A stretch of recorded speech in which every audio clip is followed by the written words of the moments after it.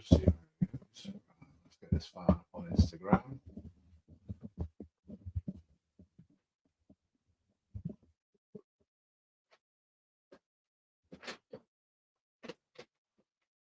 We are live.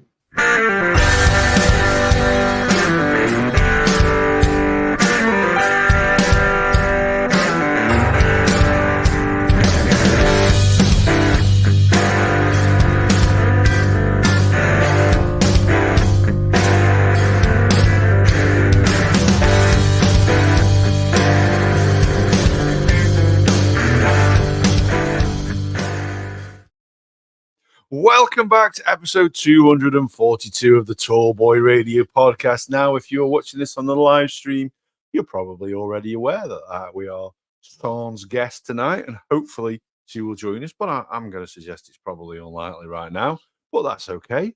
It's okay. We are going to be talking a little bit about cryptozoology, and maybe after that, because Gaz and I know absolutely nothing about it, we'll move on to something else. Now, I was thinking about calling this episode Fantastic Beasts and Where to Find Them, but I can tell you where I can find one fantastic beast. Gaz, how are you doing? Yeah, I'm good, and what an amazing little segue that was. So thank you very much, Adam. No, it's good to be back. Obviously, both myself and Adam have been on travels over the last sort of 2 or 3 weeks, and I missed being in TBR HQ. Gutted really last week to miss out with Vic. I did send a message while I was on my Holly Bobs. But yeah, I was gutted to miss that, but was really looking forward to this. It's something that I know very little about. Obviously, when we sort of start talking about it, it's something that you sort of everybody knows and will have heard, but I don't think they will have heard about cryptozoology. So they will have heard about possibly what the topic is, but maybe not necessarily what the actual name, scientific name for it, which is cryptozoology. Yeah, indeed. So, yeah, like I said, it's always frustrating. If anybody out there does an independent podcast, if you book somebody to turn up on the podcast, you're laying you're laying yourself open really to being let down. I'm not suggesting this is let us down, but that's where we are. It's just the two of us. And, you know, when you think of it, we're episode 242, and literally it's only about the fourth time this has ever happened. So, you know, less than once a year, we can't grumble at those odds, but we can mumble instead, and we can find our way through this subject and probably end up talking about something completely different, as we always do. So if we're going to look at cryptozoology or cryptids, or, you know, I probably wouldn't have called them mythical beasts if the guest was on, because that would have been a bit disrespectful when it's something that they're interested in. But the most famous one in the UK, dude, Loch Ness Monster. You visited Loch Ness, haven't you? Yeah, I have visited Loch Ness a number of years ago. Sort of long story. We were gonna myself and my wife. We were sort of in Scotland, and we are gonna go for a day trip, and we were sort of having to think about visiting another loch. And it was absolutely hammering it down, like literally, like the weather was just like biblical sort of thing. So I was like, look, I'm not getting out walking around in this, so we'll just go for a bit of a drive. And we ended up heading out up towards like Inverness, and obviously Loch Ness is quite a long drive, and we ended up getting to Loch Ness Visitor Centre, which is towards the north shore of the loch. And you go through typical facts, you know, there's more fresh water in Loch Ness than there is in the whole of England and Wales combined. And you think, shit, when you think of like Ullswater, and you think of all the lakes and all of that, and you think, fudge, you know, like that's a lot of water sort of thing. But it's a genuine fact, you know, there's more fresh water in Loch Ness than England and Wales combined. You think of all the Norfolk Broads, and you think of, like I say, just mind blowing. But I think it's the depth of it that's the issue. And anyway, so we got to the Loch Ness Visitor Centre.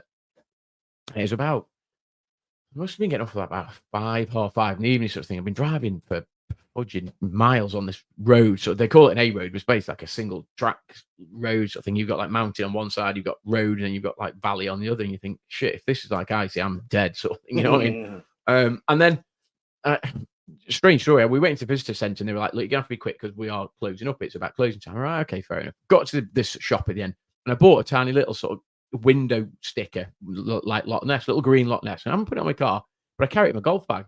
And I've literally still got it in my golf bag, and it basically goes everywhere with me when I play golf. And that's it. It's like a genuine Loch Ness from the Loch Ness Visitor Centre. So didn't see the Loch Ness Monster. That was going to be my next question. Yeah, no, didn't. Unfortunately, I looked out for it as I was driving. You know, looked out for it, but didn't quite see it. I mean, I suppose you might be looking at Loch Ness great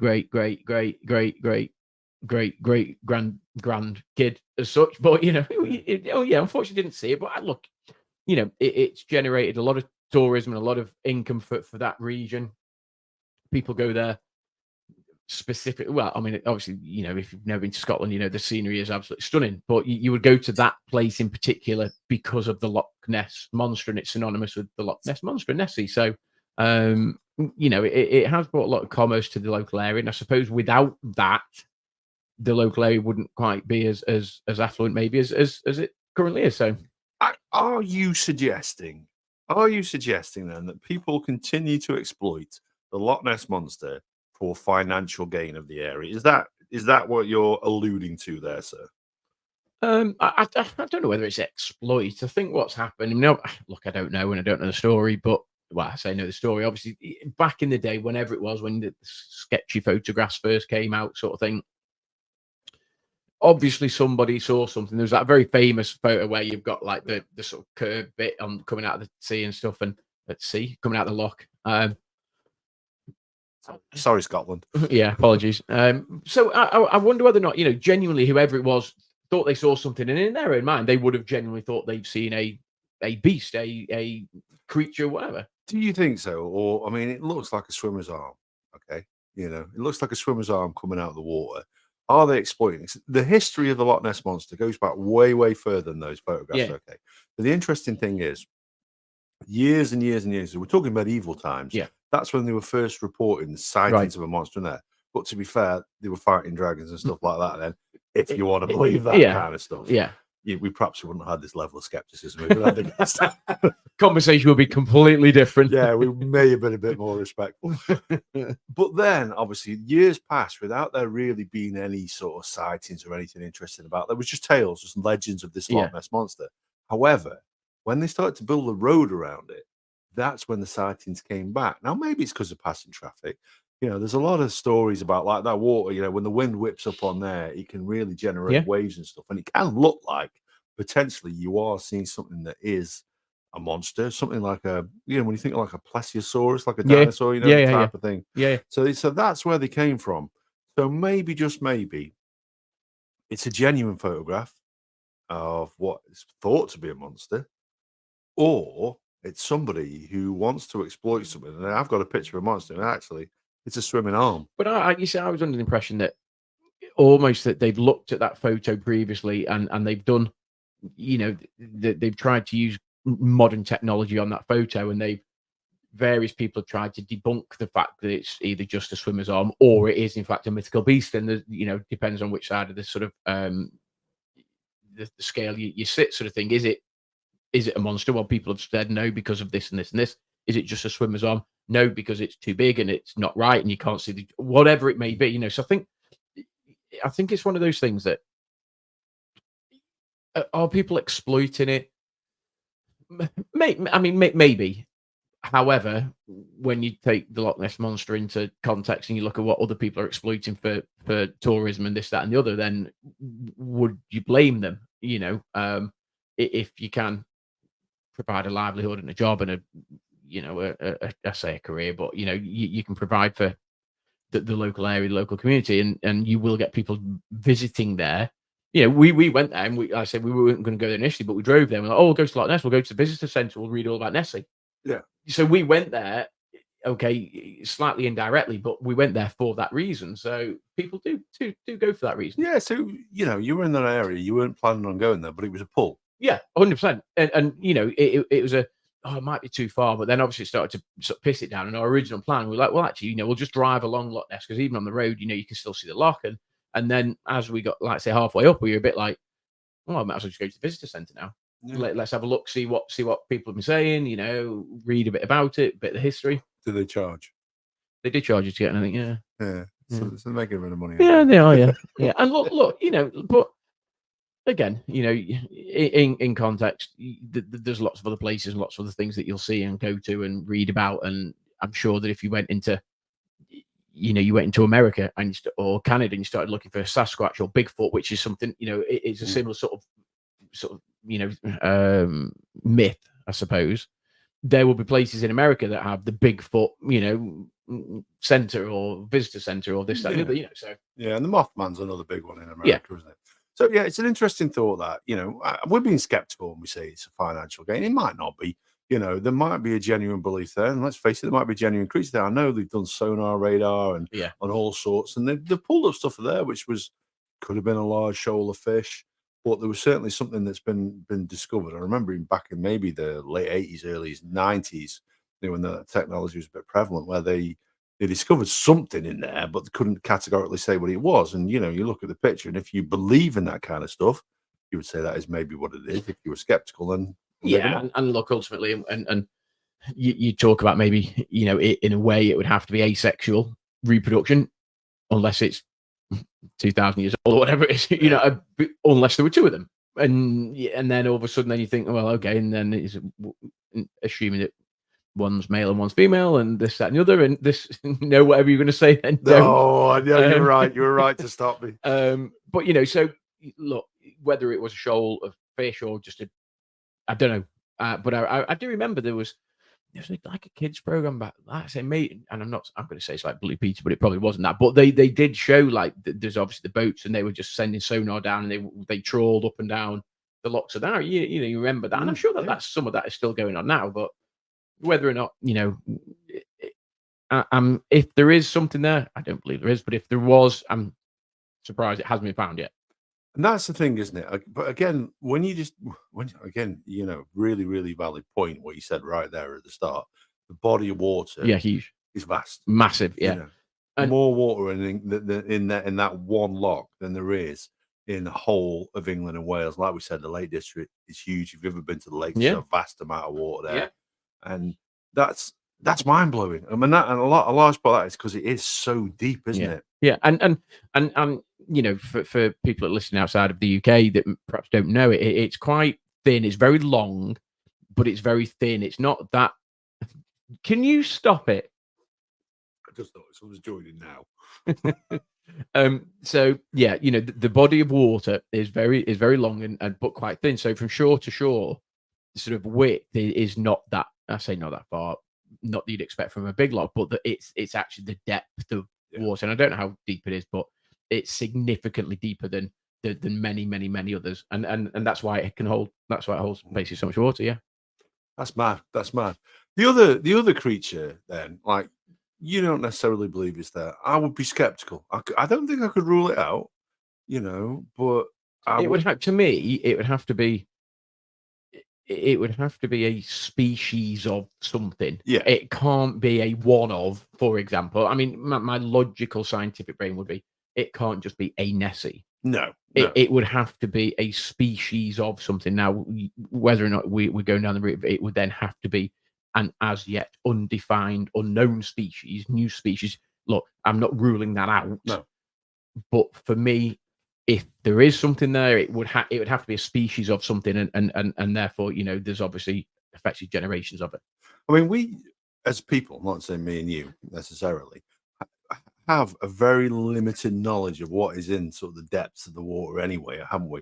And there's no doubt species, whether it's in that loch or in the sea or in oceans or what have you, that we are already blissfully unaware of. Yeah. Something of that size, which I would assume would also be predatory, you know, would be likely to be a carnivore, then, you know, again, I find it difficult to believe that there wouldn't be something a little bit more concrete than, you know, than what we've seen as the odd questionable photograph.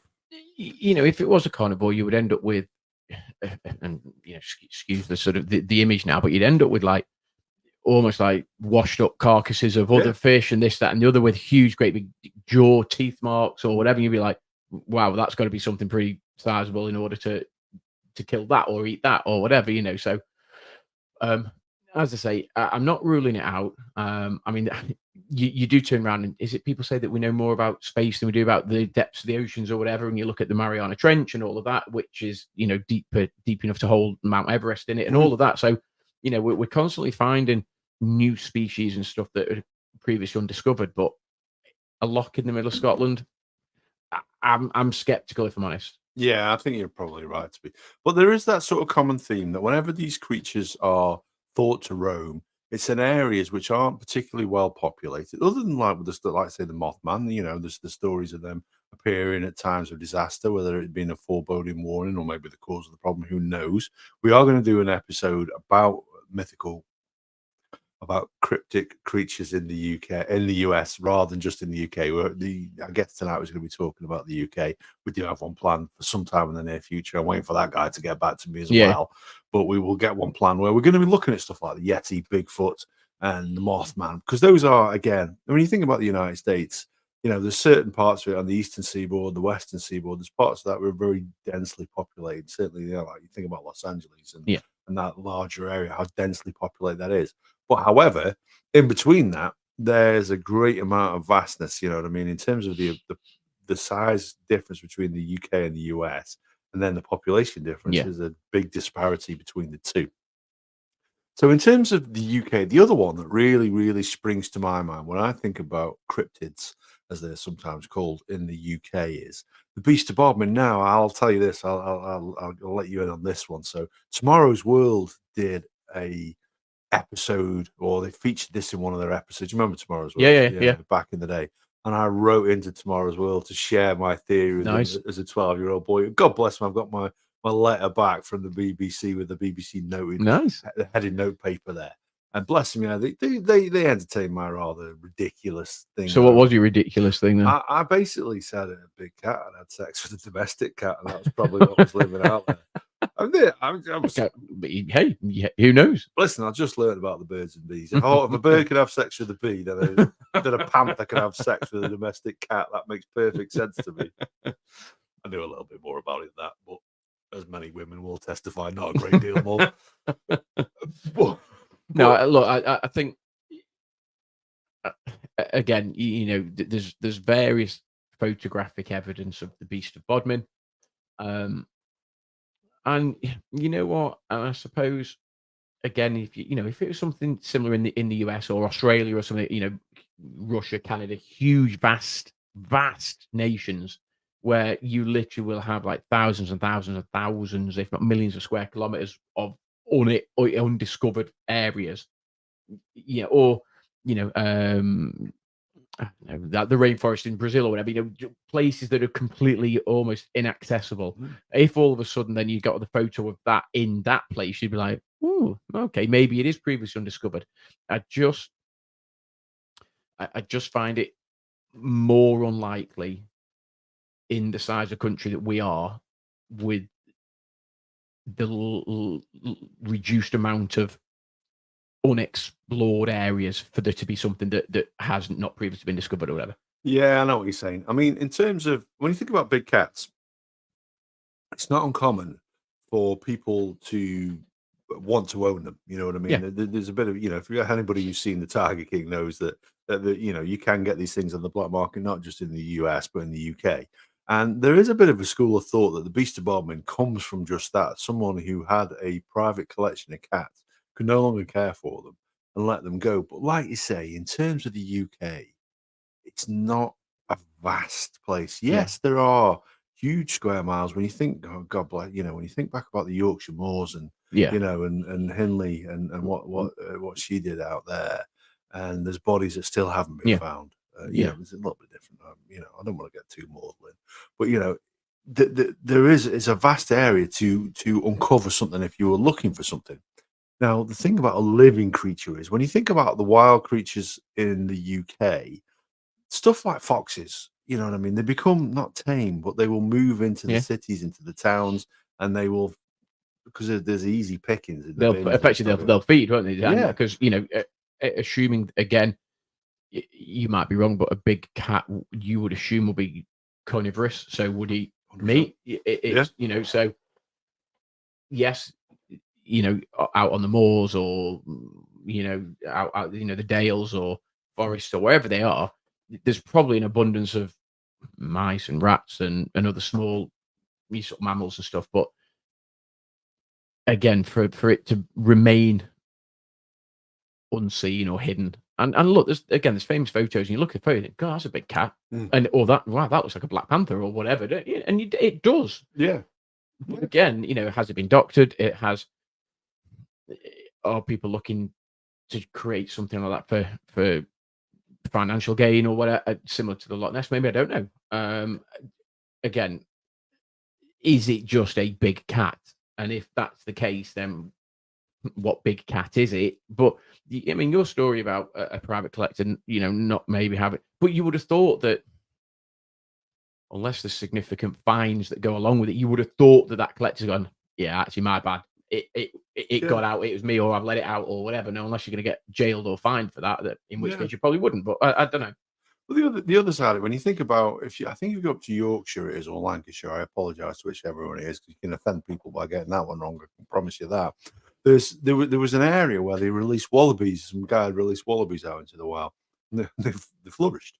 Yeah. And you can see them. You go past, this certain area, and you can see like wallabies jumping around, and it's fantastic sight. I've been up there myself and seen them. So don't get me wrong.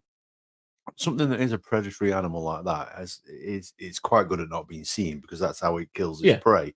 However, I would suggest, were it still there today, were it there when, way back in the 80s, if there was a small sort of tribe of these things, I don't think tribe's the correct term, but you know what I mean. But the idea is a lot of people who know something about predatory animals like that would tell you that there isn't enough animals to support a particularly big community of that. Yeah. And if there is a small community, chances are, as we have seen within the wild, they'll die out relatively quickly, unfortunately. Yeah. So yeah, that's the nature of the beast. However, I remember seeing some information about it, and there is some creatures, or it's a type of panther, and it has been. And if you tell you what, if you really want to see, I did an episode of this on History of Haunted, Cryptozoology in the UK. That's where you'll see the facts. I'm trying to remember back something I did 3 years ago now, because I was planning on having someone on here talk about this, and rather than it being me. But yeah, there is something that can happen to a particular breed of panther where it can be affected. And the photographs of that, I have to say, the legs become much shorter. Yeah. The jaw becomes much more pronounced. I'm trying to think of someone. I'm thinking of Sammy Davies Jr. That's, I think, they're on. Might be thinking of. You're not thinking of like American Werewolf in London, your jaw becomes much more pronounced. Yeah. Just imagine. We'll get on to lycanthropes in a second. But yeah, so there is that. But the side effect of that nature is it then becomes difficult to hunt. Yeah. So it would require a much larger prey for it to survive, especially in a group or and I'm not suggesting that this is happening because effectively it would become slightly more domesticated as such, or there are people that just go there and leave food in certain places, and therefore, because it can't hunt, it finds this, almost a bit like I suppose like hyena, like who feed off, they scavenge. Yeah. Rather than killing things and predatory, they'll scavenge off dead things already. So and I don't know, are people providing food for it? I suspect that's probably not the case, because then it would die out. But it's not beyond the realms of possibility that that's the case. But again, I just think you would have heard more of it. 100%. And the one thing that England was supposedly famous for, and when you think back to stories from around about the 1900s, the one that really jumps out, Hound of the Baskervilles. Yeah. Hellhounds. There's a great deal of history of like these large sort of dogs living in sort of rural places. And again, there's nothing proven. And does this bother you? I know we've looked at ghosts, and we're probably a little bit more accepting of apparitions and things like that, because there is this idea, maybe the spirit world, which might be, as Dave would tell you if you were on the podcast, God bless him, get well soon if you're listening, that these creatures are manifested from our spirits, or are they manifested from our minds and our own creation? Yeah. And is that necessarily perhaps the same thing as these creatures? I think potentially it could be the same things as these creatures. You only have to look at I don't know, back in the day, 1900s, 1920s, Hound of the Baskervilles or whatever it was, and would the general populace of the UK have been as familiar with huge, great big Dachshunds and dogs from other countries and this, that, and the other? And if, again, going back to, and I'm not suggesting that P.T. Barnum was anything to do with it, but going back to importing creatures and animals and sideshow stuff for their own personal collection or for circus, whatever, all of a sudden this dog gets out or whatever it may be, and in the midst of driving rain, moonlit, all you can see is a glint of its eyes and huge great big teeth, and you're like, what the fudging hell was that's just running at me? And effectively it is a very large dog. Yeah. It's just that it's of a breed that you might never have seen before. So therefore you associate it because you can't put a name to it because you've never seen it, and therefore you don't understand it. You then go to the local pub and you go, God, you'll never guess the size. And it's a bit like Chinese whispers. It's like, God, this dog was 8 foot tall, standing on its back legs or whatever. And all of a sudden the story gets embellished. And then somebody else says, I've seen one. And all of a sudden it becomes almost part of folklore, of myth, etc., etc. Yeah, I mean, you're right. You know, no one's going to be admit being chased by a Labradoodle, are they? Let's be honest. No, exactly. You're going to, you know, you need to sort yourself out, sunshine, if that's the case. But I just think that there's probably a little bit of naivety, a little bit of like the unknown. But I do suspect that the minds of the people that have seen, particularly the hellhounds, would have sort of played tricks on them to almost, and then you always then convince yourself of what you've seen as opposed to actually what it is that you've seen. I'll share a story about my brother, actually, funnily enough, and he certainly won't thank me for sharing it, that's for sure. But we went down to stay with my uncle when he was living down south when we were kids, and he got chased by the dog next door. Now, he told us he was chased by 2 Alsatians, and they were like, "They've only got 1." Right? Okay? Yeah. Yeah, so then it became a joke. John got chased by a 2-headed Alsatian, and that was a joke for years. Now, if we would share that story externally, maybe this will get shared off this podcast. Certainly, John will punch me in the mouth the next time I see him if he does. But yeah, we used to. Probably now to this day, if you mention Alsatian, someone mentions John and our family 2-headed Alsatian youth. Really, and that's how the stories get. exactly. Stories get started, isn't it? Yeah, and that's the thing. And all of a sudden, I'm not saying in a generation's time, but you know, 2 generations time or whatever, all of a sudden you go, oh my God, like back in the day, like there was a 2-headed dog. It's like, no, behave yourself. It's like, oh no, you know, my Uncle John told me, or my great Uncle John told me, and he got chased by it. And but you know, we jest, but back in, I said back in, you know, the 1890s, 1900s, 1920s, it's not beyond the realms of possibility because of the fact that borders were much tighter. People didn't travel to and from countries to a certain extent. You didn't know significantly about anything else in the world, you know, about other nations, about other animals, creatures, species, whatever. So it's not beyond the realms of possibility that maybe that was the first time that somebody saw something and then almost embellished the story. And over time, it's just got embellished. So do you think now there's too much information? Or when you look at social media, I see videos about this stuff all the time. There's a very good podcast that I follow on Instagram called Beyond the Shadows, and they'll share some, I'm not going to say convincing, but very interesting videos where you think must be doctored. That's not possible. You know, if that were a genuine video, I would have seen that somewhere else. That would have been a lot more public. Yeah. And social media and look again, and we'll go back to what we said about people around Loch Ness. You know, yes, lots of people on social media are out to try to make financial gain from certain things, but some of these, I'm not going to say like shadowy, you know, because they're obviously mainstream social media, but you would think that why is it that they are the only people that have got a video of this? Why with the prevalence of social media and the fact that you've got however many multi-hundred million, you know, YouTube and Instagram and Facebook and everything else, why is it only that video that's got that on it? Yeah. Do you know what I mean? 8 billion people in the world and about 6 billion have got a camera in the pocket permanently. Yeah. Exactly. Yeah, there's what, you know, there's like one social media account that's got a video of this one thing, and you're like, yeah, okay, that's it. And you know, while we're on the subject of social media, again last week we had Vic Ferrari on, okay, and we got hit. Our YouTube video got hit with a comment like, "Click here for fact checkers," okay, and it pisses me off. Okay, the last time we had it, it's like it is a slight left turn. like a left turn here. So the last time we had it was when we did the episode on climate change. Okay, right, yeah. Now bear in mind the guy we had on climate change 2 weeks before was on Country File, talking about it. He wasn't some crazy guy saying it's not real. He was telling us categorically it is happening. Human beings are responsible for a certain portion of it. Yes, there is an element of warming anyway, but what we are doing is harmful to the atmosphere and it is causing the temperature to rise. We got hit then. Last week, we did an episode on 9/11 featuring a guy who was actually physically there and part of the mission to search for bodies and what have you afterwards.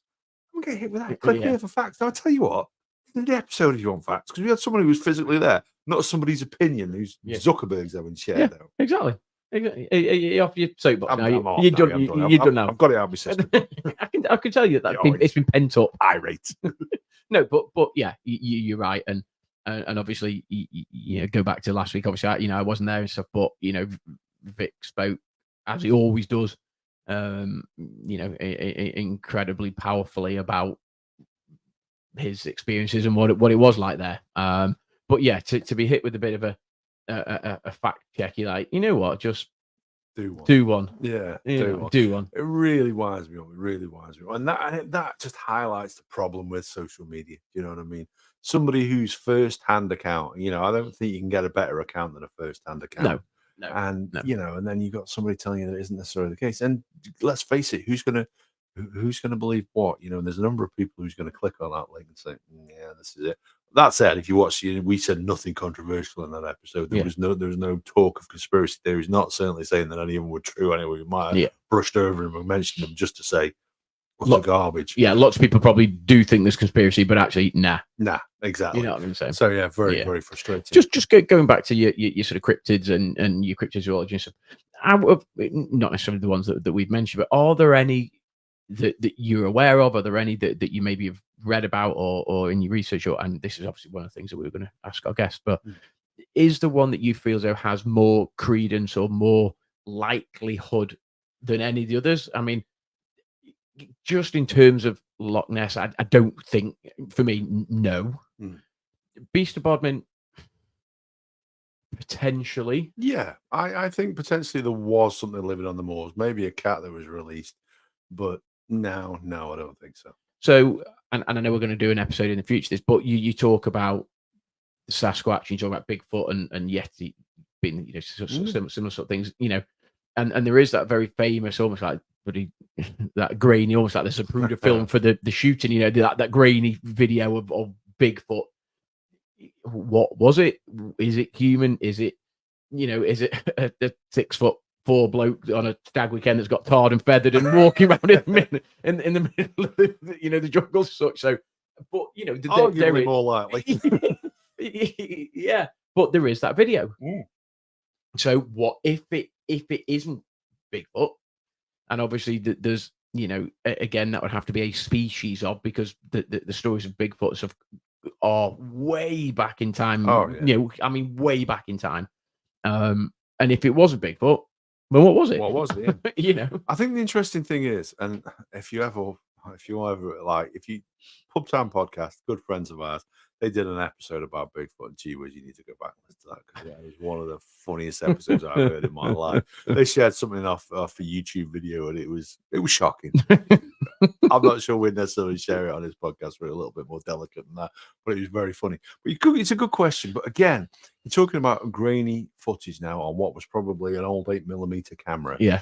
Nowadays, everybody has a HD or a UHD camera in their pocket. Yeah. And yet those videos don't exist now. No. And that, in a way, that goes back to what we were saying 2 or 3 minutes ago about the prevalence of social media, and everything, backpackers walking up bloody Machu Picchu have got phones on them now. People walking in the middle of the rainforest have got phones on them, and you don't need a cell signal to take a photo on your phone. So it's surprising that if there was something more, not realistic, I suppose, more convincing footage has not been seen. Yeah, I think so. But the danger is now, and I don't know about I find myself, I'll watch something or I'll see a photograph on social media, on YouTube now, and the first question I ask myself after having seen it, is that real, or is that artificial intelligence?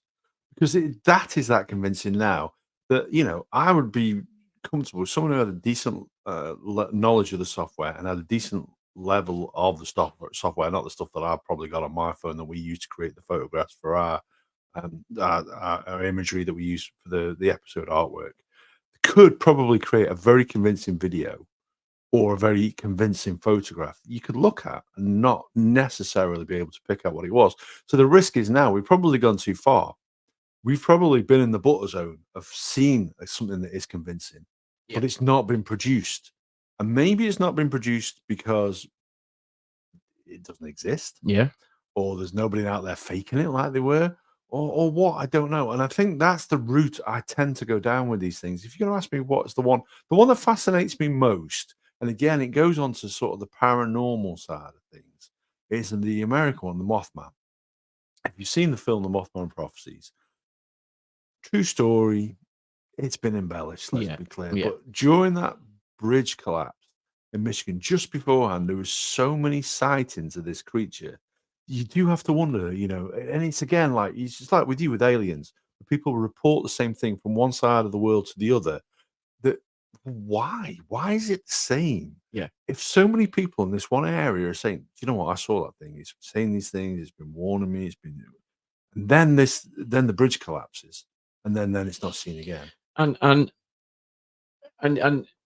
when you look at evidence as such, and you go back to UFOs and sightings and alien abductions and stuff, and whether I believe in that, it is one thing, but when somebody in Canada and somebody in India and somebody in Australia all recount exactly the same thing and have no physical way of communicating that, and we're talking pre social media, so there's no social media accounts where the messaging. I tell you what we'll do, we'll wind the whole world up by saying we've done that.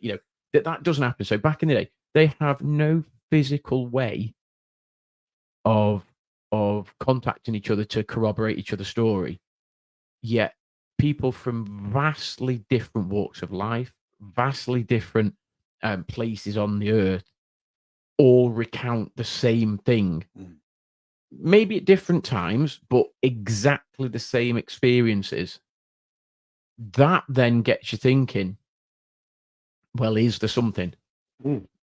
And almost going sort of full circle back to your Mothman prophecies, if lots and lots and lots of people that would have no other reason whatsoever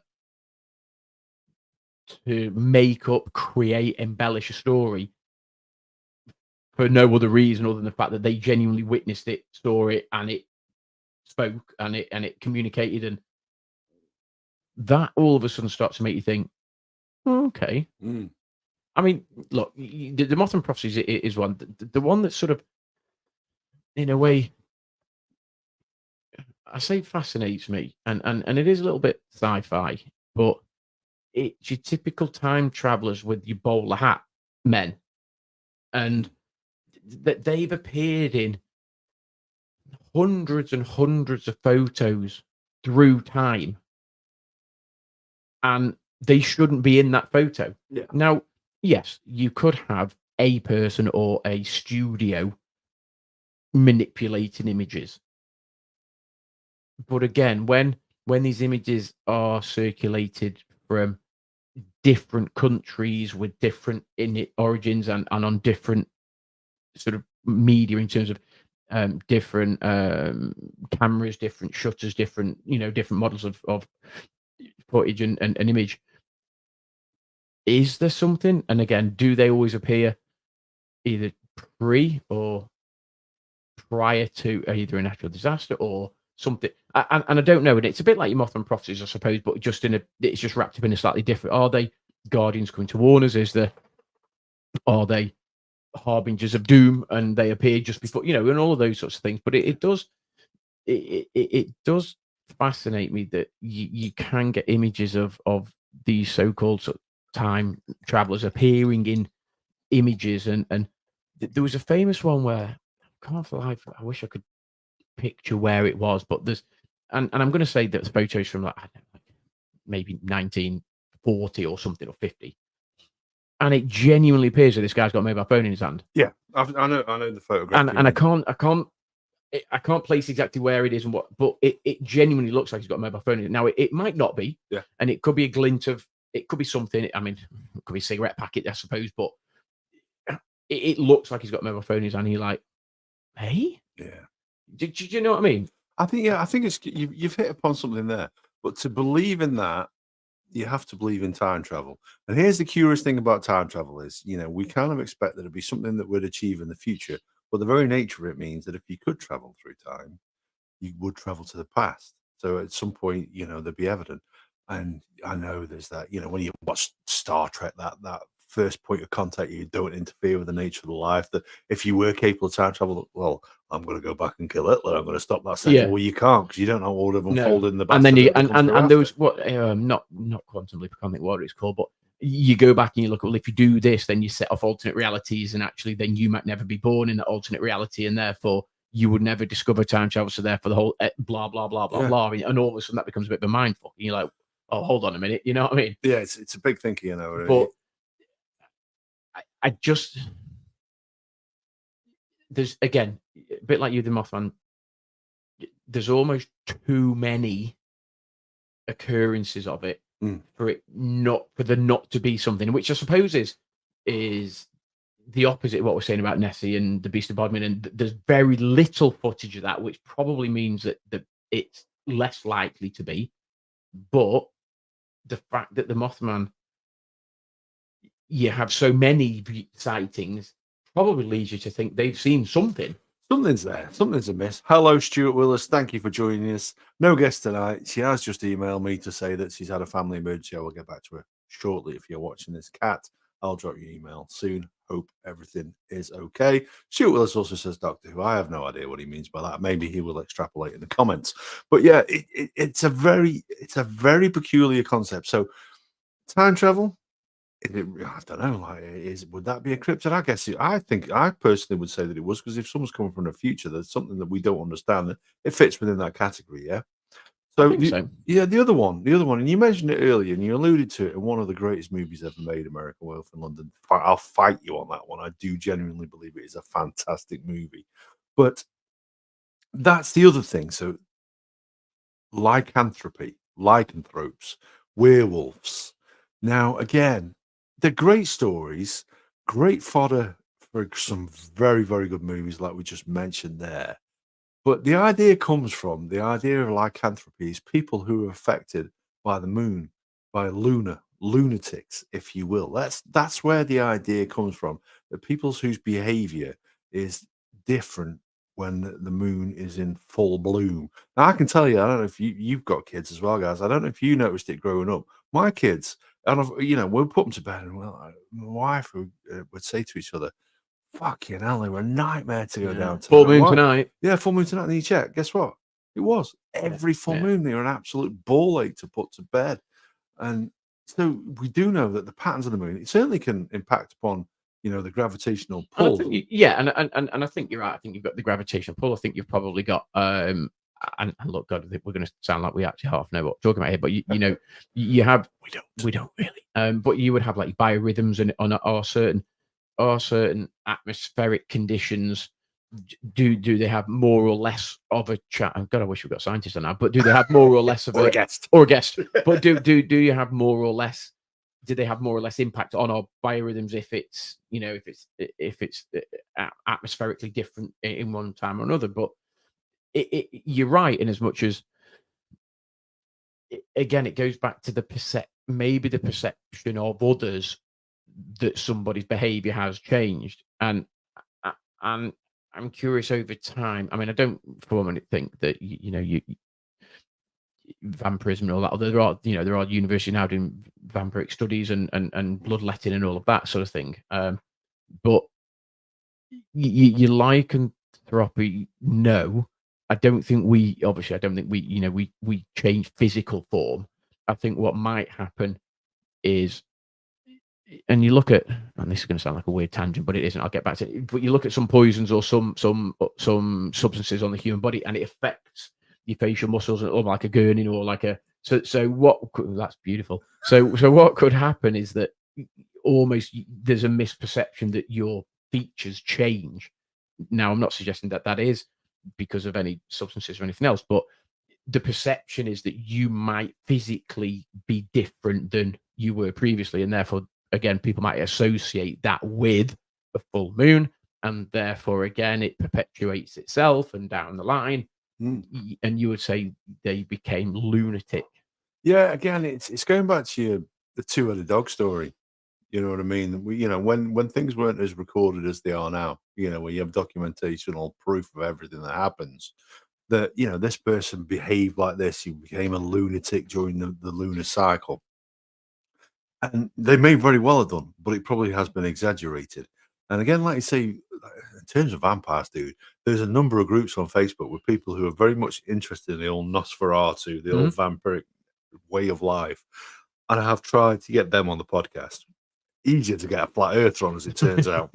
But again, you know, you look at, and that there are movement of people on various social media platforms and social media outlets that would say that you know that your big corps are run by Nosferatu and various clans, and that they're in very powerful positions of authority and this, that, and the other. You know, so again, do you believe in that? Do you not believe in that?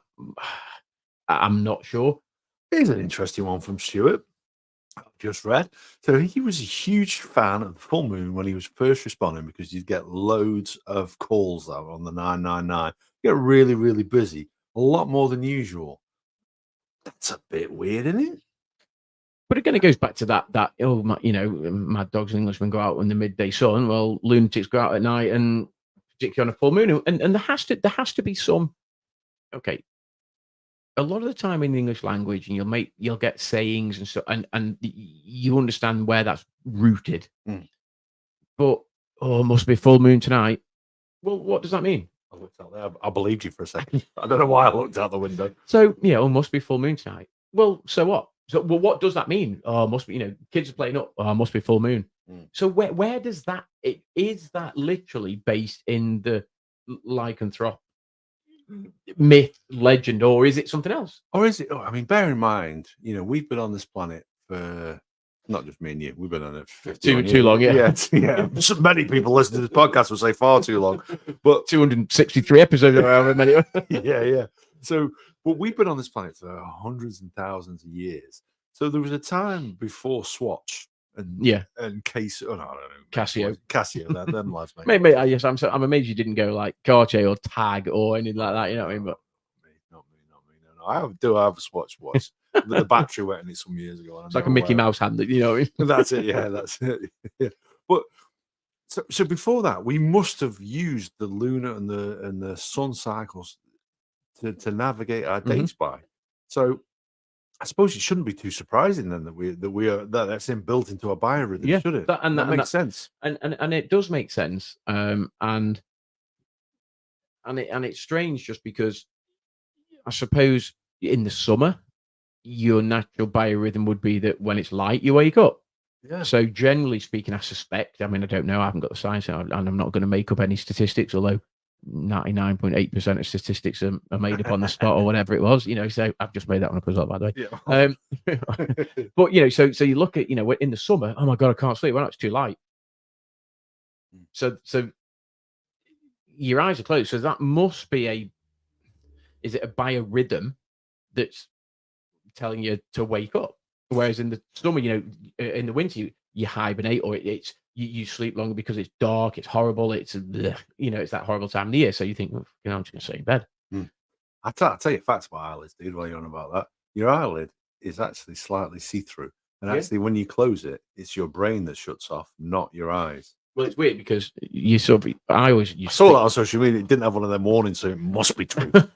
Well, you sort of, I'm gonna look right. No, I won't say that word. I'm gonna look like, you know. So I nearly said a really bad word, but I didn't. Really glad I didn't. But you sort of close your eye, and then all of a sudden you go, and it's almost like you, with your eye closed, you're blinking. It's almost like it becomes dark twice. So you close your eye, and then all of a sudden you go, and you sort of try and blink again, and it's like almost like two sets of dark sort of thing. But yeah, I take your point. Like you look at a light and stuff, and then all of a sudden you're like, your eyelids are closed, but it's not like completely shut off, if that makes sense. So, yeah, I take it, and I agree with you for that. Yeah, so that makes it sort of makes sense to it. So the other question that Stuart asked, then God bless him, we'll go back to the time traveling sort of side of things. Then UFOs, you're a big fan of the idea of UFOs and ufology. Does that fall into that same sort of category? Look, I am a believer. I sound a bit like Fox Mulder then, but you know, I do believe that. I just right from a stats point of view, from just a purely numbers game, we cannot possibly be the only life in the universe. Just from a purely numbers-based standpoint. We already know that even in our own solar system, at some time back in the day, Mars was capable of sustaining life. But whatever cataclysmic event happened that then meant that wasn't, there used to be rivers on there and all that sort of stuff. So, and I'm not suggesting that it's life as we know it, thanks, going back to the Star Trek stuff, but life was, it has to, there has to be life at some point in the universe other than us. So therefore, my punitive little human brain possibly can't comprehend that if there's life in other areas of the universe, they have the potential to explore and create and invent and develop at a faster or slower rate than mankind did. So therefore, if you extrapolate that further, it doesn't take too much of a leap to think that if you've got a civilization that advances significantly quicker than we do, that at some point in their timeline, they will be able to either invent interstellar travel or time travel or whatever it may be. And therefore, again, it doesn't take too much of a quantum leap to then suggest that they can then visit us from these various other places. I wholeheartedly agree with you. Okay, I think the idea that we could be the only living sentient creatures in the universe is farcical. You know what I mean? Agree with that. Yeah, if it goes on for as long and as far as it is. So, following that sort of extrapolation, I would agree with you as well. However, we listen to what Brian Cox has to say. Now, he wasn't just a keyboard player in D-Read. What does he know? Yeah. Well, what does he know? He could be making fact check him. Yeah. Fact checking. Get on him, Zuckerberg.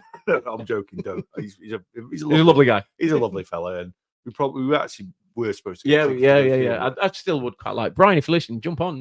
Tell us. Yeah, send us some tickets. We'll take them. But yeah, so he says that in terms of humans' existence on this planet, it's a very, very thin sliver of our existence, of the existence of the planet. And the idea that an alien out there would be capable of traveling here is almost impossible on the basis that the amount of time that they would exist is the two things where the distance can be traveled and they are close enough to travel and develop the technology to do it and exist at the same time that we are here is nigh on impossible. And that's why aliens have never visited the planet. Yeah. I take his point, but what does he know? Yeah. Well, he doesn't know any better than us. Well, he probably does. He probably does. Yeah, Brian, I'm sorry. Yeah, Brian, I'm sorry. That's why we get fact checks on this podcast. But it doesn't mean he's right. No, and again, I'm going to argue with Professor Brian Cox. I can't believe I'm going to do this. But look, and he will obviously have stats and facts and science to back him up. What I'm going on is the numbers, and I take your point. If you look at the existence of humans in terms of the life of the planet Earth, and you look at, was it like a 24-hour clock? Humans exist from 11:59 and 59 seconds. Yeah. In terms of the life cycle of the Earth and how long we've been on that Earth. So I take his point from that point of view. Well, what I believe is that, again, if you look at the numbers and when you think that you can't be the only sentient beings, and it might be life as we don't know it, there could be all sorts of life forms out there that we don't know. And various other life forms that are capable of various other things that we aren't capable of as a species. And if that's the case, would they not either have the intellectual capability or the technology or the advancement in order to recognize that we are now sentient on our planet and then come and visit us? And I don't know is a simple answer, but for me, the numbers just mean that we cannot be the only sentient life forms, and if that is the case, other life forms would develop in advance at either a quicker or a slower rate than we would as a species. Yeah, I know what you're saying. But here's the thing. I go back to Dumb and Dumber. So you're saying there's a chance? I am saying that there's a chance, and I do Yeah. genuinely, and going back full circle to whether or not the cryptozoology and cryptids, would I suggest that they're cryptids? I don't know enough about the definition of cryptids and cryptozoology. I'm more likely to believe UFOs and time travel than I am of a Loch Ness monster stuck in the middle of a loch in the middle of Scotland. If that, I'm struggling with certain cryptids and the cryptozoology bit. The thing is with the idea of aliens and the idea of UFOs and cosmic travel and everything like that, the concept of it is much more widely not acceptable but believable because of the vast, almost infinite area of space. Yeah. Whereas Loch Ness, as big as it is and as difficult as it was to define for all those people all those years and years ago, is a very definite amount of space. There's a finite space, isn't there? It's just not infinite. Now, we don't know how big the universe is. No, we don't. And that again, that's the infinite nature of it. That's it. Stuart chimes in with the best UFO case in England happened in 1980 at RAF Bentwaters. I apologize if I pronounced that wrong. In Suffolk with 40 United States airmen, and the MOD said the strange lights in Wrensham Forest was a lighthouse, which is hard to believe. It seems unlikely to have a lighthouse in a forest. I think they've missed the point of what a purpose of a lighthouse is, if that's where it was. It's definitely located in the wrong place.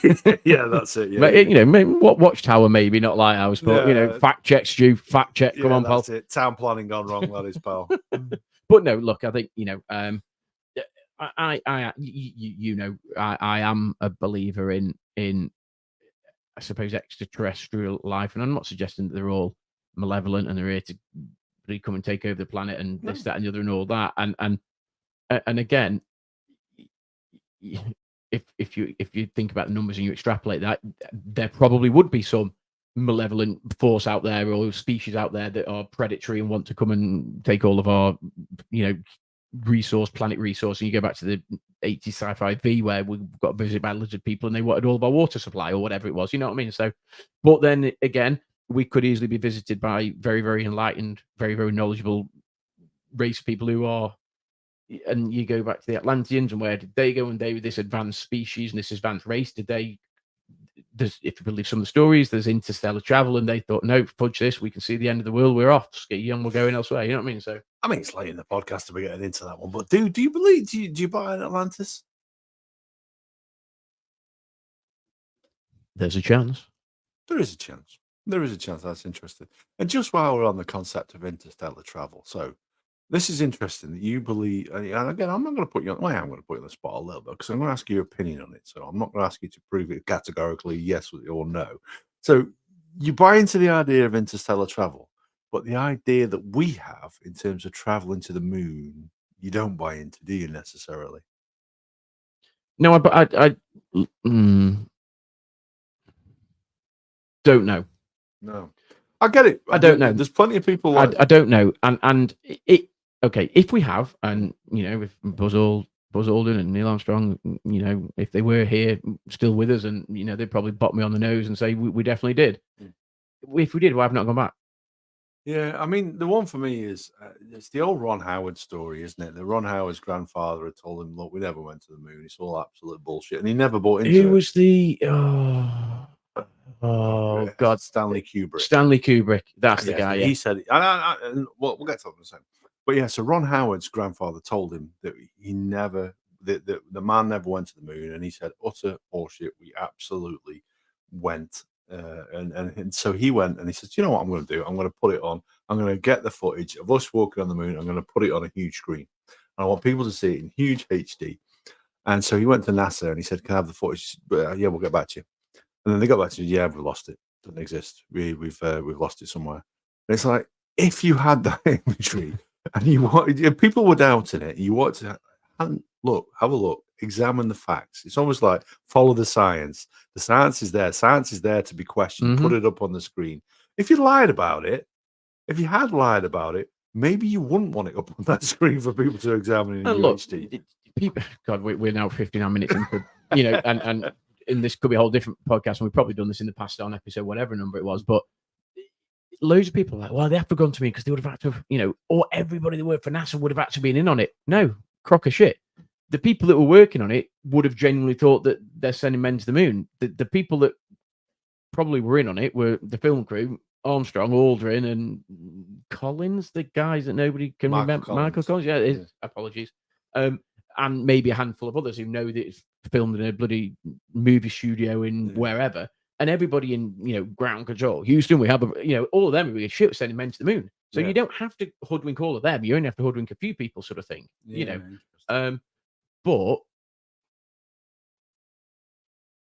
I believe in interstellar travel. I don't believe we have the technology to do it. I believe that other races have the technology to visit us. I don't think yet we have, obviously, the technology for interstellar travel. And I wonder whether or not, if, look, I'm convinced we've been to the moon. I'm not 100% convinced, I'll be honest with you. If we have, why have we not gone back? Even if it was to use the moon as a platform to then move to somewhere else, I don't know. Why have we not gone back? And there's massive stories about what's on the dark side of the moon, and nobody's ever been there, and we'd never see it because of the way the moon moves. You never see the dark side of the moon. So what's there? Well, surely, we've got more technology in these things than man used to go to the moon in the first place. So surely we've got the technology that can send a shuttle to the dark side of the moon, record what's there, and then come back. Why have we not done that? It's a good question, and it's a very valid question. And going back to the Kubrick thing, so Kubrick had allegedly said on his deathbed that he had faked the moon landing, and there's part of me believes that, because I kind of, but I'm more in the camp that believes that we did, on the basis that I think that they would want to prove to the Russians that we did it. They faked it just in case they didn't have the footage. But then you look at the footage from when was it? I forget which country landed on it recently, and it was shit. And you compare it to what they had back in the 60s. And the fact that was live streamed to our TVs, when I think about it now, it's quite difficult to believe. So I'm a little bit skeptical on that one. The more I hear about it, I think, it don't quite stack up, does it? I just think, look, and I might be getting all my science wrong, but, I'm not aware that there are lunar winds. There might be, but when they stuck the flag in the ground, it's out. Now, there's an argument to say it's starched. Well, if that's the case, did they take it all the way up in the starched position then, or did they just unfurl it or whatever? Was it a flag? Was it almost metal, or was it? No, it has a metal. Was it a pole across the top and it falls out and stuff? Does it flap? See, I remember when you mentioned this the first time around, and I forget what we were talking about, what episode it was, and I was about to say something, and I thought, no, because that almost proves the fact that you're right. Because on MythBusters, great TV show. You know what I mean? We'll shout out to Tori Bellecci and the like if you're watching this. Probably not, but hello anyway. So they recreated all those things to categorically prove that these things could happen. That it would wave, and that the flag could wave in a vacuum. But the danger of that was you recreated all these things on Earth. Yeah, exactly. and you can't recreate those conditions, I suppose. Look, without going whole into conspiracy again, this whole shadows, length of shadows. There's no light source on the moon because the natural light from the moon is what we get on Earth at night, but you don't get the natural light from the moon when you're on the moon, if that makes sense. So therefore, why is the side of the shuttle that's got the United States name and flag shown, and you can see it clearly at 2 foot to the right of it, it's in pitch black? So there has to be a specific light source shining upon that to see it. Where's that light source come from? Blah, blah, blah, blah, blah. There's no footage of them setting lights out and da-da-da-da-da. So it's just, look, I'm not convinced, if I'm honest. I'm really not. But if we did, why have we not gone back? Good question. And Stuart certainly agrees with you. One thing I know is, as we always do, we flip-flopped around a little bit. We actually stayed roughly on the topic matter. Yes, it would have been nice to have a guest. Yes, it would have been nice to have her opinion.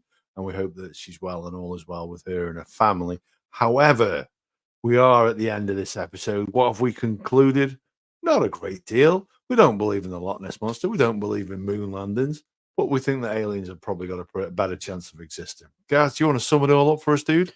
Yeah, look, I was looking forward to the episode. Still love the episode. It's always great when we can just chew the fat and we meet on a Tuesday and it's been a while actually since we just chatted and stuff. And whilst we've been relatively stable on the old cryptic sort of cryptozoology path, we've digressed into sort of lycanthropy and moon landings and conspiracy and interstellar travel and so on and so forth. But look, I've really enjoyed it. It's been nice to catch up and great to catch up. Like I say, we've been on holidays for the last sort of couple of weeks and stuff, so always great to get back to TBR HQ. And no doubt next week we'll be talking about something completely different again. Yeah, I can't remember off the top of my head what we're talking about next week. Actually, I think it's immigration. Oh, okay. Okay. Without putting a dampener and a downer on. That's something to look forward We'll to. we'll go from cryptids and cryptozoology to political science or whatever. From questionable aliens to illegal ones. Yeah, and on that beautiful segue. Yeah, no, I should say that the immigrant that we have on is a legal immigrant. So before everybody gets up in arms about anything, we're going to hear an immigrant's perspective on emigrating to the UK. I think is going to be very, very interesting. Yeah, can't wait. Looking forward to it. And actually, funnily enough, this is one of the episodes we tried to organise much earlier in the year that didn't happen because the guest had a family emergency then as well. So, right. Oh, okay. So hopefully this one does happen. So we'll be joining you on the live stream in 2 weeks' time. But as things follow through in terms of the audio episodes, they'll follow week after week because we always have them done and out there. We always have one in the back pocket just for you. So we've concluded there our thoughts on cryptozoology, aliens, and a number of other things. Let us know what you think in the comments. Drop us a message, drop us an email, tallboyradio.com. Mail at tallboyradio.com is our email address. You can find us on all the different social medias. Facebook, you'll find us at Tallboy Radio. Twitter, Tallboy Radio. Instagram, Tallboy Radio Podcast. Threads, Tallboy Radio Podcast. Drop us a message. Let us know what you think. There's only opinions here. You can't be wrong on it. Let us know. And we'll see you next week.